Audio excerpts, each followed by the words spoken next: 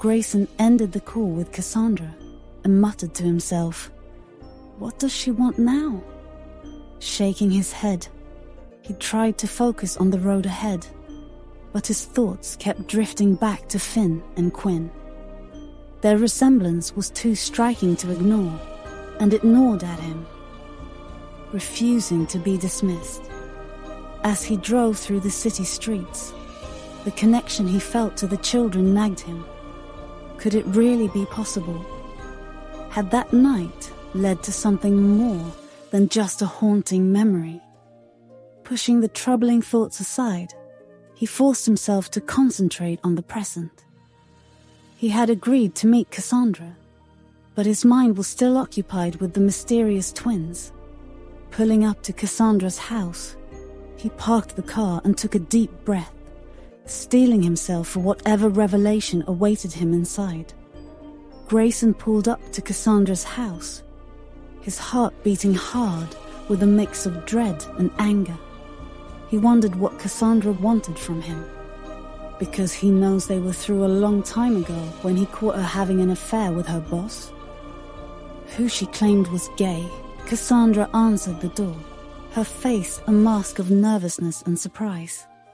She had second thoughts that Grayson might not come, but here he is. "Grayson, thank you for coming," she said, her voice wavering as she stepped aside to let him in. Grayson walked in, his movements sharp and deliberate. The familiar surroundings of her home felt foreign now, tainted by the storm of emotions brewing inside him. "Let's cut to the chase," he said, his voice cold as he brushed her aside and walked in. "What did you want to talk about?" Cassandra took a deep breath, her hands fidgeting nervously. "I've been thinking a lot about our past," she began, her voice trembling. "There's something I need to tell you, something I've kept from you for a long time." Grayson's eyes narrowed, his patience fraying. "What is it?" She hesitated, tears welling up in her eyes. "There was a time when we didn't use protection. I got pregnant, and I had an abortion?" The words hit Grayson like a physical blow. He froze, his face turning pale as his anger surged uncontrollably. "You didn't just have an affair with your boss, someone you claimed was gay. You went behind my back and ended my child's life without even telling me." Cassandra's eyes widened in shock, her face turning pale. Her tears flowed freely, her voice breaking. "I was terrified, Grayson. I didn't know how to handle it. I was overwhelmed and scared of what it would mean for us. I thought I was making the right choice." "Scared?" Grayson roared, his voice rising in intensity. "Scared of what? The truth? You thought you could make that decision alone, erase our future without even giving me a chance to be a father." Cassandra's sobs grew louder, her hands trembling. "I didn't know how to tell you. I was afraid of how you'd react, afraid of what it would mean for us." "Afraid?" Grayson thundered, his voice echoing off the walls. "Afraid of what?" "The truth. You chose to make the most selfish decision possible, denying me the chance to be involved in something that was as huge as this." "I was overwhelmed," Cassandra cried. "I felt so alone and trapped." Alone and trapped. Grayson's rage was palpable, his fists clenched at his sides.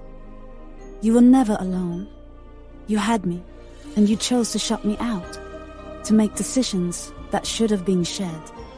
You ended a life that was ours, and now you expect me to understand?" The room seemed to close in around them, the intensity of Grayson's emotions suffocating. Cassandra tried to reach out to him, her voice pleading. "Please, Grayson, try to see it from my perspective. I made a mistake, and I regret it every day." Grayson's eyes burned with fury and pain. "Regret? Regret doesn't bring back what you took away. You robbed me of a chance to be a father, And you think apologizing will fix that? Cassandra's sobs were now full-blown, her body shaking as she tried to hold on to some semblance of composure. I didn't know what else to do. I was scared and confused, and I thought I was protecting you from more pain. Protecting me? Just shut your goddamn mouth. Grayson's voice was a growl of disbelief. You protected me from the truth, from the chance to make a decision about our future together. You thought you were sparing me from pain, but all you did was inflict it. He turned away, his body trembling with anger. I need to process this. You just gave me more reason to hate you more, he said, his voice taut with emotion, as he turned his back. Cassandra's sobs grew louder, her body trembling. I thought I was protecting you from more pain, from the complications of an unwanted pregnancy. I thought I was doing what was best for both of us. Protecting me, Grayson shouted, his anger boiling over. Protecting me from what? The truth. From being a father. You took away my right to know, to decide, to be involved in something that was as much mine as it was yours. You made a choice for both of us, and you didn't even have the decency to tell me. The room seemed to shrink under the weight of his fury, the air thick with unresolved pain and betrayal. Cassandra reached out, her voice desperate. Please, Grayson, try to understand. I made a mistake, and I regret it every day. Regret? Grayson's voice was a growl of disbelief. Regret doesn't bring back what you took from me. You erased a part of my life, my future, without ever giving me a say in it. You think saying you're sorry can just make things better. Without another word, he stormed out of the house, the door slamming behind him with a resounding thud. The drive back was a blur, each mile adding to the weight of his shattered expectations and the crushing reality of Cassandra's betrayal. The road stretched out before him, but his mind was locked in a storm of anger and confusion. As he drove, Grayson's thoughts churned with a mix of grief and fury. The life he had envisioned, the future he had hoped for, felt irreparably damaged. Not that he entirely saw a future with Cassandra, but even so, she had no right, no goddamn right, to abort his child. His hands gripped the steering wheel tighter as the memories of their conversation replayed in his mind. The revelation of her affair was bad enough, but learning about the abortion had ignited a rage he didn't know he was capable of. She didn't even ask me, he muttered to himself, his voice shaking with anger. She made that decision on her own, like my feelings didn't matter at all. He could still hear her voice, trembling with guilt and regret, but it did nothing to quell his fury. Protecting me? He scoffed bitterly. How the hell does keep something like that a secret protect me? All it did was destroy any trust I had left. The betrayal cut deeper than he could have imagined. It wasn't just the loss of a child he never knew he had. It was the realization that someone he had once cared for so deeply could make such a monumental decision without him.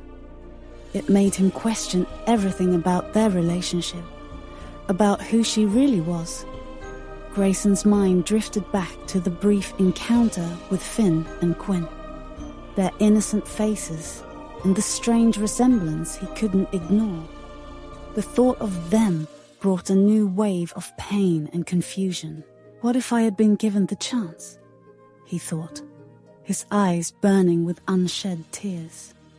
What if that child had been born? What kind of life would we have?